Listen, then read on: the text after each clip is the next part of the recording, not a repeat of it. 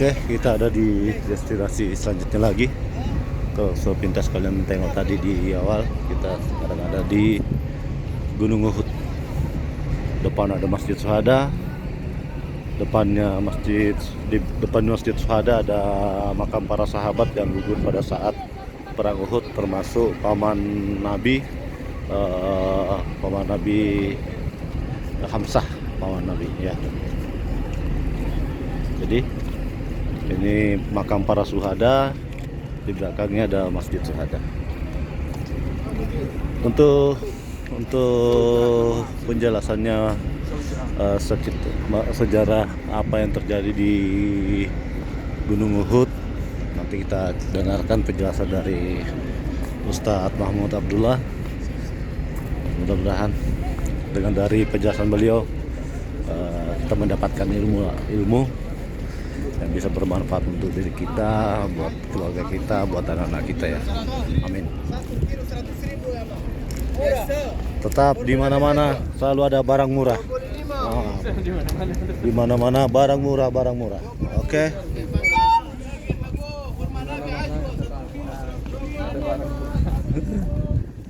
Oke, seperti ini.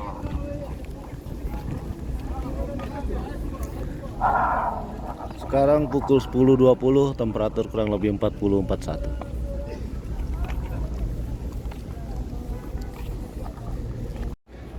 Terus yang di depan sana, bukit yang kecil di sana itu antara masjid sama makam para syuhada, itu adalah bukit pemanah, pasukan pemanah waktu perang Uhud terjadi. Jadi di perang Uhud tuh kisah pilu dari sejarah perjuangan Nabi ya. Ini perang yang sangat menyedihkan lah. Nanti kita ikuti penjelasannya beliau aja.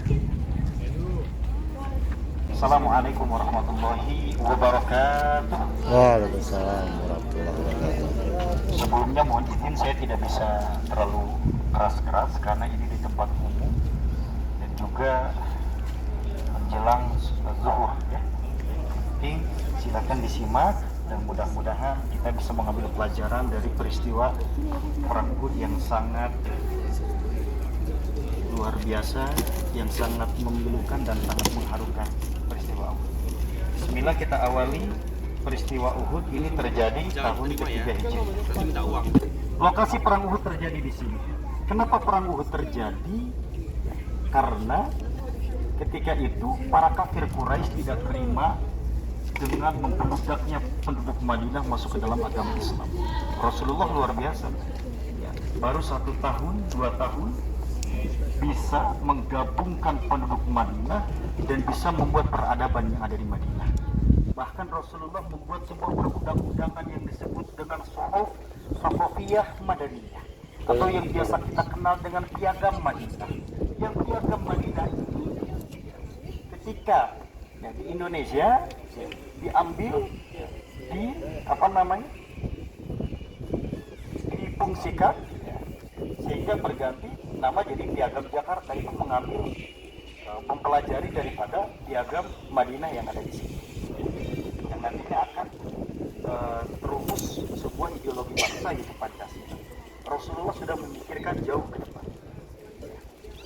Ketika Rasulullah sukses berhasil mendirikan sebuah negara, membangun sebuah peradaban di kota Madinah, para penduduk kafir Quraisy yang dulu sangat benci kepada Rasulullah, mendengar Rasulullah di sini semakin maju, semakin hebat, luar biasa, maka mereka tidak terima. Hingga tiba saatnya mereka memutuskan untuk memerangi Rasulullah dan juga akan menyerang kota Madinah. Sebelum mereka sampai Madinah sudah terdengar oleh Rasulullah, karena Rasulullah intelnya di mana-mana sama. Namanya sebuah negara, sebuah pemerintahan pasti mempunyai sebuah intelijen. Begitupun Rasulullah. Sampai ke telinga Rasulullah bahwasanya kota Mekah ya, dengan pasukan yang begitu luar biasanya dipimpin oleh Abu Sufyan. Abu Sufyan ini mempunyai jenderal perang yang sangat luar biasa, yang hebatnya tidak tertandingi.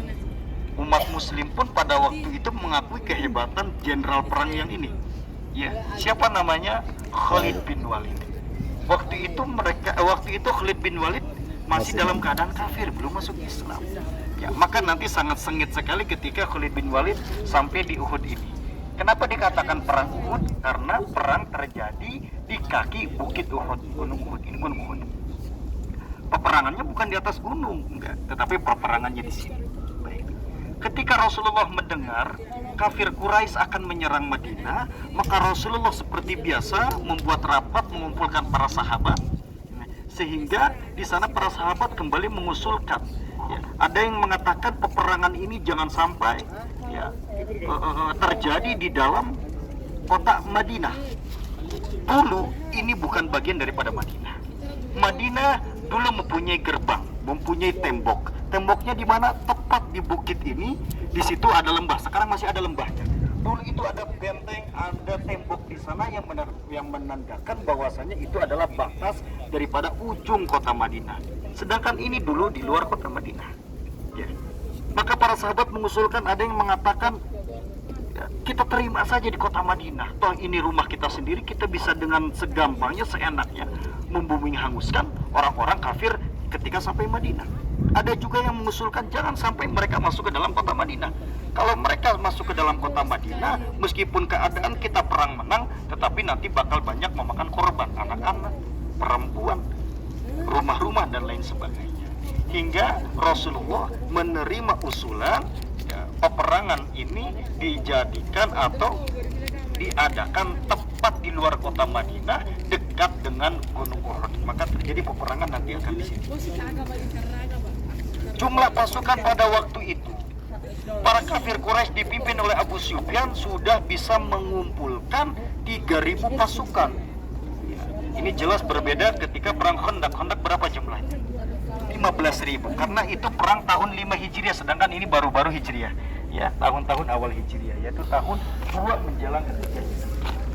Jumlah 3.000 pasukan itu dibanding dengan jumlah pasukan muslimin yang ada di Madinah jelas lebih banyak daripada kaum muslimin, karena pada waktu itu umat Islam belum terlalu besar, pasukannya belum terlalu banyak.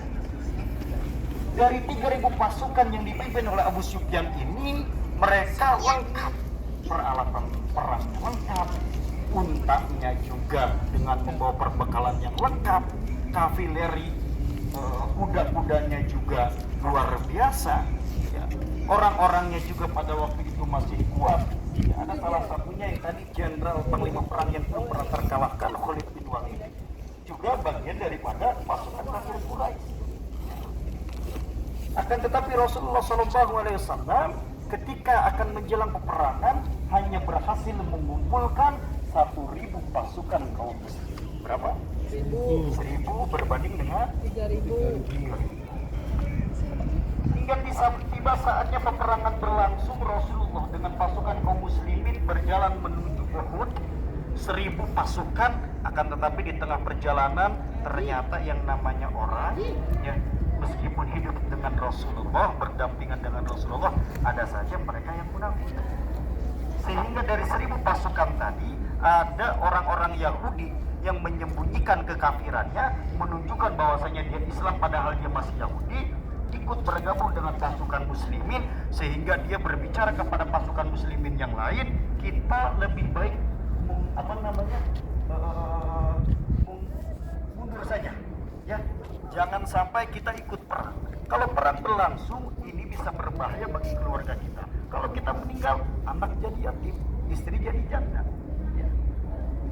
Dari perkataan orang-orang Yahudi yang mengaku sebagai kaum muslimin, yang memanas-manasi kaum muslimin, pada waktu itu dari jumlah 1.000, akhirnya 300 pasukan muslimin karena tadi terdoktrin ya, terbawa dipanas-panasi untuk tidak dikompori agar tidak ikut perang, dari 1.000 berkurang menjadi 700. 300 pasukan kaum munafikin balik lagi ke Madinah dan tidak ikut serta perang. Akhirnya yang perang di sini sebanyak berapa? Sisa 700. Dari awal saja sudah diuji oleh Allah Subhanahu wa taala. Sampailah di sini pasukan kafir Quraisy sudah bersiaga. Dari mana mereka datang? Dari arah sana. Jadi kalau kita tarik lurus, Mekah itu Bapak Ibu tepat berada di depan saya. Ini Mekah. Ya, makanya nanti besok ketika kita akan ke Mekah naik kereta cepat, dia arahnya ke sana. Nah, karena Mekah di sana. Ya. Maka pasukan kafir Quraisy 3.000 pasukan mereka datang dari arah sana. Ya, tiba di sini lokasinya tepat berada di depan kita. Ini lokasi peperangan. Kaum muslimin berdatangan dari arah balik daripada Jabal Rumah atau Bukit Tomat. Sudah saling berhadapan-hadapan. Ya. Akhirnya peperangan pun berlangsung dengan sangat sengit dan luar biasa. Rasulullah dengan hebatnya mempunyai strategi, yaitu dengan menyimpan 50 pemanah berada di atas bukit rumah ataupun bukit pemanah. Makanya disebut pemanah karena Rasulullah meletakkan berapa jumlah? 50 pasukan pemanah yang memang sudah teruji. Pasukan terbaik pemanah Rasulullah diletakkan 50 orang di sana yang dipimpin oleh Abdullah bin Zubair. Dipimpin siapa? Abdullah bin Zubair. Masya Allah, dipimpin oleh Abdullah bin Zubair. Hanya saja Rasulullah SAW sudah mengingat-ingat, ya, sudah menasehati para pemanah, ya, apapun yang terjadi, kata Rasulullah, apapun yang terjadi, baik kita dalam keadaan menang ataupun kalah, jangan sampai ada yang turun gunung, jangan sampai ada yang ke bawah. Kata Rasulullah, apapun yang terjadi, baik dalam keadaan menang ataupun kalah, jangan sampai para pemanah ini meninggalkan tempatnya dan turun ke bawah. Ingat, Rasulullah sudah mewanti-wanti dari awal, sehingga peperangan pun berlangsung dengan sangat sengit. Umat muslim itu tidak menghiraukan jumlah sedikit. Kenapa? Karena kemenangan selalu di depan mata umat muslim. Kam min fi'atin qalilatin ghalabat fi'atan katsiratan bi'izni rabbih. Ya, itu dalam Al-Qur'an ada. Berapa banyak pun pasukan kafir, pasukan musuh ketika melawan umat Islam yang sedikit, kemenangan berada di pasukan muslim. Itu sudah dijanjikan Allah. Maka ketika peperangan berlangsung dengan strategi yang sangat luar biasa yang dipimpin oleh Rasulullah, akhirnya peperangan Uhud pada awalnya dimenangi oleh kaum muslim. Mereka kaget ketika berdatangan dari arah belakang gunung ini, sudah bersiap 50 pemanah yang sangat jitu, tepat sasaran, sehingga banyak memakan korban dari musuh. Ya, sehingga mereka merasa tertekan. Kaum muslimin sudah bisa menyudutkan kafir Quraisy. Nah, pada waktu itu mereka akhirnya kabur, ya, lari, ya, menyerah, karena merasa nih kaum ini muslimin pasukannya sedikit, tapi kenapa kekuatannya luar biasa. Akhirnya mereka menyerah, kabur, balik lagi mau ke Mekah. Ya. Kaum muslimin pada waktu itu sangat senang karena merasa peperangan sudah berakhir dan kemenangan ada di pihak kaum muslimin. Masya Allah, luar biasa. Dengan strategi yang luar biasa dari para pemanah, yang mana pemanah itu berhasil menumbangkan, ya, banyak sekali daripada musuh daripada kafir Quraisy. Hanya saja satu siasat yang tidak bisa diprediksi oleh kaum muslimin, bahkan Rasulullah. Tetapi bukan kesalahan Rasulullah, ya, ini kesalahan sahabat yang tidak mendengarkan nasihat dan perintah dari Rasulullah. Rasulullah tadi bilang kepada para pemanah apa? Jangan turun dari gunung. Jangan turun dari gunung, baik dalam keadaan menang ataupun kalah. Ketika peperangan terjadi dan peperangan berakhir, orang yang kalah, musuh yang kalah ataupun siapapun yang kalah, seperti biasa mereka akan meninggalkan harta rampasan atau yang disebut dengan harta ghanimah. Maka kafir Quraisy dengan peralatan perangnya yang sangat lengkap, membawa juga emas dan lain sebagainya, mereka tinggalkan. Karena kalau bawa barang-barang tersebut otomatis akan berat dan mungkin akan keburu dikejar oleh musuh. Akhirnya ditinggalkan semua. Ya, alat perangnya, baju perangnya, persediaan makannya ditinggalkan. Akhirnya umat muslimin yang di bawah mereka saling berebut mencari mengambil harta rampasan, harta ghanimah. Tiba-tiba yang di atas bukit Turun. kabita, kalau kata Iya, turun. Ikut turun mereka. Lah gua di atas mulu kagak kebagian apa nih? Iya. Jeruk-jeruk mah kali dapat kan gitu. Iya. Akhirnya tergiur turun mereka.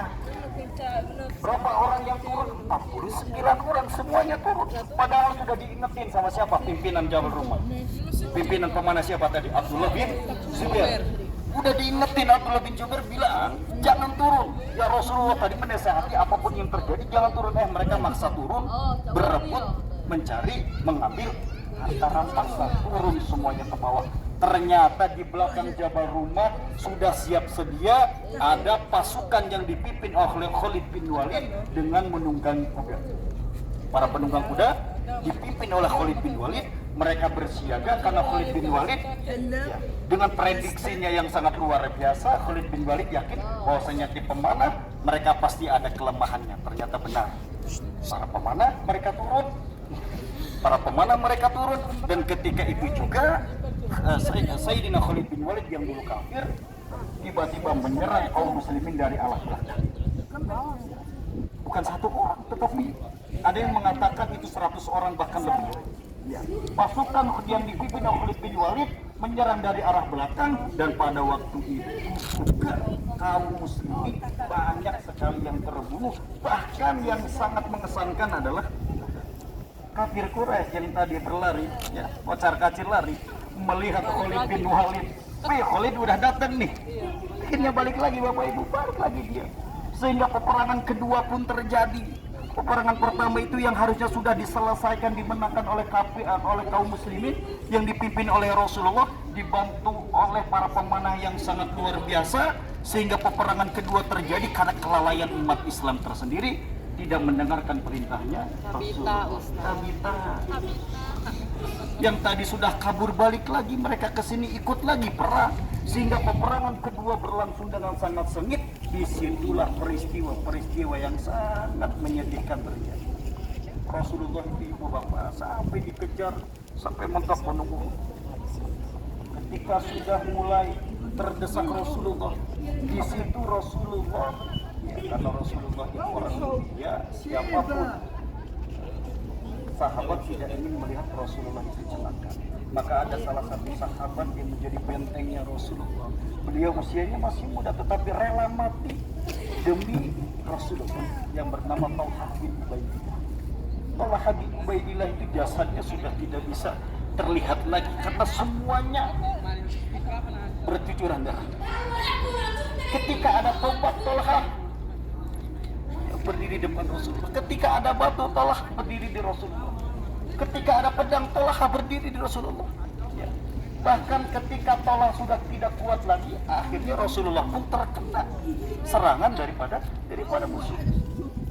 Bahkan Rasulullah SAW itu gigi gerahannya itu patah, bibirnya itu pecah, keningnya itu bercucuran dengan darah. Maka tidak heran ketika keningnya Rasulullah itu mengucur, bercucuran, Rasulullah itu selalu mengadahkan tangannya seperti itu.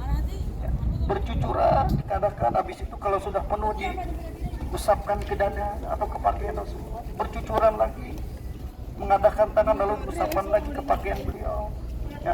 Maka ketika itu ditanya oleh sahabat, ya Rasulullah, kenapa engkau melakukan demikian? Jawaban Rasulullah, kalian tidak mendengar apa yang aku dengar, kata Rasulullah. Kenapa? Karena Rasulullah mendengar perkataan daripada malaikat Jibril. Apa kata malaikat Jibril? Ya Rasulullah, kalau satu tetes darah saja mengucur ke tanah, maka Allah Subhanahu wa taala akan mengazab mereka atau kafir Quraisy yang ada di sini. Tapi apa jawaban Rasulullah SAW? Malaikat Jibril, saya itu diutus oleh Allah bukan untuk melaknat, melainkan untuk memberikan rahmat. Rasulullah kalau pengen perangnya cepat selesai, ya sudah, tinggal dibiarin aja itu darah muncul di karena tapi Rasulullah ketika mau muncul tangannya mengadah supaya tidak ada darah yang mengucur. Karena kata malaikat Jibril, kalau saja ada darah yang mengucur ke tanah, maka Allah akan mengazab orang-orang kafir Quraisy. Tapi dengan kerendahan hatinya Rasulullah, belas kasihnya Rasulullah, meskipun itu bukan umat muslim, Rasulullah tidak mau mereka terkena azab. Maka Rasulullah selalu mengatakan, Rasulullah luar biasa. Dengan keadaan Rasulullah, tidak ada peperangan yang menyebabkan Rasulullah itu terluka parah selain daripada perang Uhud.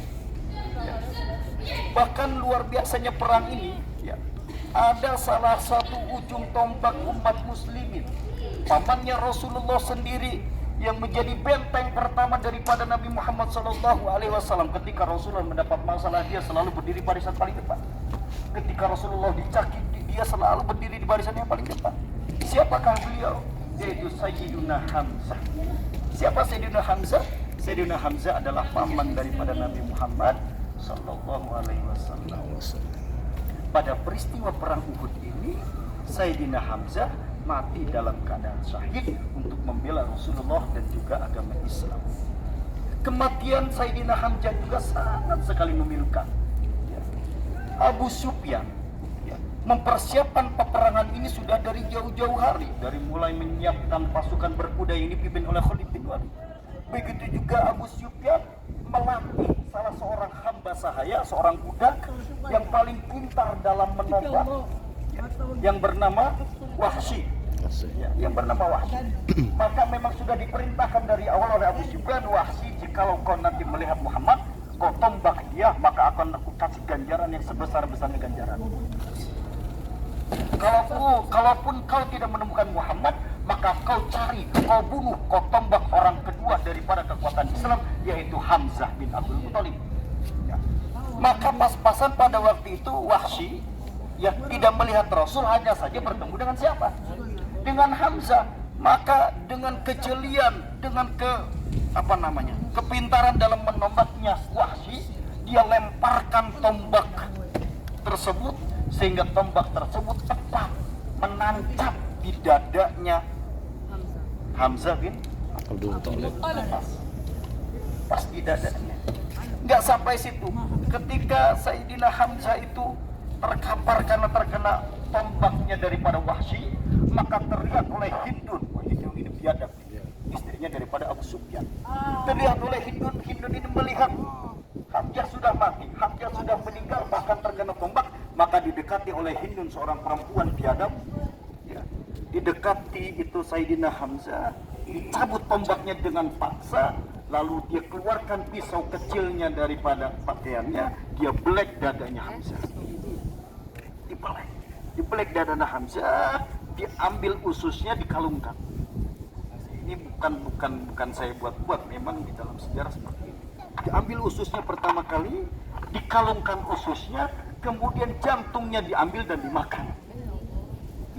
Bukan dibuang lagi, dimakan. Bayangkan, saking kejamnya perempuan biadab. Maka ketika para sahabat melihat jasad Sayyidina Hamzah, semuanya menangis. Bahkan ketika Rasulullah mendengar bahwasanya Hamzah sudah meninggal, Rasulullah sedihnya luar biasa. Ya, maka Rasulullah diajak oleh Thalhah bin Ubaidillah, mengajak Rasulullah untuk bersembunyi tepat di kaki gunung Uhud. Nanti di sana itu ada seperti hanya gua kecil yang sekarang tapi sudah dicor. Karena biasa orang yang tidak bertanggung jawab meminta kita atau menjadikan tempat tersebut dikultuskan. Maka sekarang oleh pemerintah Saudi dicor. Ya, saya sempat mendatangi tempat tersebut, memang sekarang sudah dicor. Nah, Rasulullah itu bersembunyi di sana dengan penuh luka yang sangat luar biasa. Rasulullah, bayangkan. Tapi luar biasanya sahabat, saking mahabbahnya kepada Rasulullah, yang mereka tidak rela kalau Rasulullah itu meninggal. Ya. Kenapa demikian? Karena ada juga sahabat yang bernama Mus'ab bin Umair. Siapa Mus'ab bin Umair? Mus'ab bin Umair adalah seorang pemuda yang paling pertama masuk Islam daripada golongan Ansor. Ya. Sempat kami menjelaskan kemarin, ya, kenapa penduduk Madinah kok bisa menerima menyambut Rasulullah. Emang Rasul pernah sebelumnya ke Madinah? Belum pernah. Tapi kok bisa mereka menunggu, bahkan rindu dengan kedatangan Rasulullah, padahal Rasulullah belum pernah ke Madinah. Sehingga ketika Rasulullah sampai kota Madinah, penduduk Madinah berbondong-bondong masuk Islam. Kenapa? Karena mendengar cerita, mendengar kabar mengenai Rasulullah yang dipenuhi dengan akhlakul karimah, akhlak yang mulia. Dan itu salah satunya adalah Mus'ab bin Umair ketika melaksanakan ibadah haji, bertemu dengan Rasulullah, lalu berbaiat dengan Rasulullah, masuk Islam, kemudian kembali ke Madinah dan menyebarkan agama agama Islam, dan juga menjelaskan mengenai akhlaknya Rasulullah. Maka tidak heran ketika orang Madinah, Rasulullah datang disambut dengan luar biasa, karena memang ini juga ada pengaruh daripada Mus'ab bin Umair, seorang anak muda yang gagah luar biasa, yang bisa mempengaruhi daripada penduduk Madinah. Yang lebih luar biasanya lagi apa? Mus'ab bin Umair ini punya fisik yang mirip dengan Rasulullah. Khadir dengan Rasul. Maka ketika Mus'ab bin Umair ini terlihat oleh musuh, dikejar habis-habisan. Ketika sudah terdesak, dibunuh Wahsy bin Umair. Bukan hanya dibunuh, kepalanya dipenggal. Setelah itu dikelilingi, dibawa kepalanya Wahsy, kepalanya siapa? Mus'ab bin Umair. Lalu mereka berteriak, Muhammad sudah mati, Muhammad qad mata, Muhammad qad mata, Muhammad sudah mati. Keliling-keliling. Setelah itu disetorkan kepada Abu Sufyan. Abu Sufyan, Muhammad sudah mati. Ketika dilihat oleh Abu Sufyan, pas dilihat, ini bukan Muhammad. Karena Abu Sufyan tahu betul siapa Muhammad, siapa Rasulullah. Ya, disitulah ternyata Rasulullah itu tidak mati ataupun tidak meninggal dan berhasil disembunyikan oleh sahabat yang bersama Thalhah bin Ubaidillah tepat berada di Gunung Uhud. Peristiwa ini sangat memilukan sehingga banyak sekali memakan korban, dan korban dari kaum muslimin yang mati dalam perang Uhud ini sebanyak 70 para syuhada, dan mereka semuanya dimakamkan di depan, termasuk Sayyidina Hamzah. Ya, ada juga Mus'ab bin Umair, ada juga Sayyidina Hanzalah.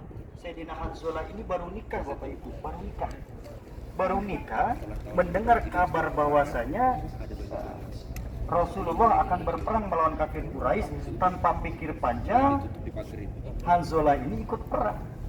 Pas ikut perang ternyata terbunuh. Ya, Rasulullah mendapat laporan Hanzalah terbunuh. Hanzalah ini kenapa diabadikan dalam sejarah? Karena memang dia itu anak daripada pimpinan Bani Aus. Bani Aus itu adalah kabilah Arab. Kabilah Arab kemudian punya anak namanya Hanzalah. Ya, makanya Hanzalah ini ayahnya masih kafir, tetapi Hanzalah lebih memilih masuk Islam sehingga ikut berperang padahal baru nikah. Maka ketika terbunuhnya Hanzalah, dari situ Rasulullah tahu Hanzalah sudah terbunuh, dan Rasulullah melihat bahwasanya Hanzalah itu ghasalal malaikah. Hanzalah itu dimandikan oleh malaikat. Kenapa dimandikan? Karena ternyata Hanzalah belum mandi junub, karena baru nikah, habis bermain sama istrinya, belum sempat mandi junub, mendengar bahwa saya mau perang, langsung lari ikut perang, saking semangatnya. Maka Hanzalah ini tercatat ghasalul malaikah, yaitu dimandikan langsung oleh para malaikat. Masya Allah, luar biasa ya. Dan inilah peristiwa yang terjadi di perang Uhud, yang seharusnya peperangan ini dimenangkan oleh kaum muslimin. Karena kecerobohan kaum muslimin, karena kebiadaban orang-orang munafik yang ikut serta untuk mengkompor-kompori kaum muslimin sehingga mereka gak jadi perang. Pada akhirnya jumlah yang harusnya 1000 jadi 700, yang harusnya menang jadi kalah. Ya, ini semua harus bisa kita ambil pelajaran. Ya. Pelajaran yang pertama yang harus kita ambil, pertama kita harus mengikuti apapun yang dikatakan, apapun yang disampaikan oleh pemerintah kita, oleh pemimpin kita. Ya, kalau saat ini mungkin pemimpin kita adalah presiden, gubernur, bupati dan lain sebagainya. Kenapa? Karena kita wajib mengikuti ulil amri. Ya. Ya. Itu kewajiban kita untuk mengikuti pemimpin, tapi dalam tanda kurung pemimpin yang baik, bukan pemimpin yang baik. Yang kedua, kecintaan daripada para sahabat membela mati-matian Rasulullah ini membuktikan bahwasanya mereka rela mati apapun yang terjadi, karena mereka paham bahwasanya Rasulullah adalah pemimpin para nabi, pemimpin umat, bukan hanya umat muslim. Sebenarnya Rasulullah itu adalah pemimpin umat manusia. Yang terakhir, tentu ini menjadi pelajaran bagi kita untuk bisa mengambil pelajaran di tempat ini, dan mudah-mudahan kita dengan melihat perjuangan Rasulullah dulu yang tidak mudah, sampai berdarah-darah, sampai sahabat-sahabat yang lain pun menjadi korban atas kebiadaban orang-orang kafir Quraisy. Sekarang kita masa tinggal enaknya masih berleha-leha, ya kan? Tinggal menjalankan, kita mah sudah bahan jadi. Sholat tinggal sholat, gak ada lagi yang ngebom. Bayang orang Palestina sekarang gimana? Sholat pun susah, apalagi makan dalam keadaan tidak tenang. Kita orang Indonesia, alhamdulillah, dan negara kita aman, negara kita baldatun thayyibatun, kita bisa dengan seenak kita pergi kemanapun, tidur juga nyenyak, kecuali tidurnya orang yang gak punya duit dan punya utang. Ya, mudah-mudahan bermanfaat. Mudah-mudahan juga kita bisa mengambil pelajaran daripada peristiwa yang terjadi di Perang Uhud. Sebelum saya tutup, ini jam 11 kurang, insya Allah setelah ini kita menuju bis. Tapi sebelumnya foto bersama dan ziarah sebentar. Ada pertanyaan dari Bapak dan Ibu? Ya, seperti ini kondisi di dalam pemakaman kaum muslimin Perang Uhud para syuhada. Jadi ini.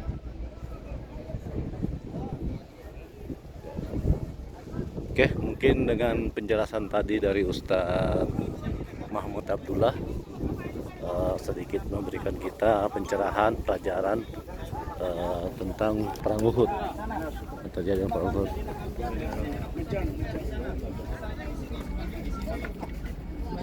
Jadi infonya Ustadz Mahmud makam Sayyidina Hamzah di sebelah sana.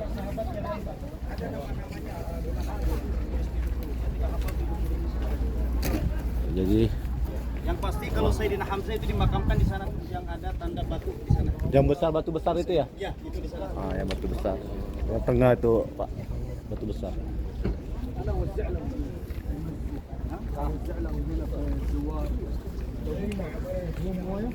انا اوزع لهم على الزوار. Moya enggak anak كلمهم استاذ اجر لك يا استاذ والله اجر يا استاذ. Oke, seperti itu cerita kisah dari Perang Uhud yang terjadi di kaki Gunung Uhud, Jabal Uhud. Kayaknya baru keluar dari kulkas. Oke, kita selanjutnya bergerak karena matahari udah tinggi juga. Nggak lama lagi kayaknya masuk zuhur. Kita balik ke hotel sekalian untuk sholat zuhur berjamaah di Masjid Nabawi. Oke, terima kasih udah support dan dukung channel Rafli Perfect Official. Semoga ada manfaat buat kita semua. Terima kasih. Wassalamualaikum warahmatullahi wabarakatuh.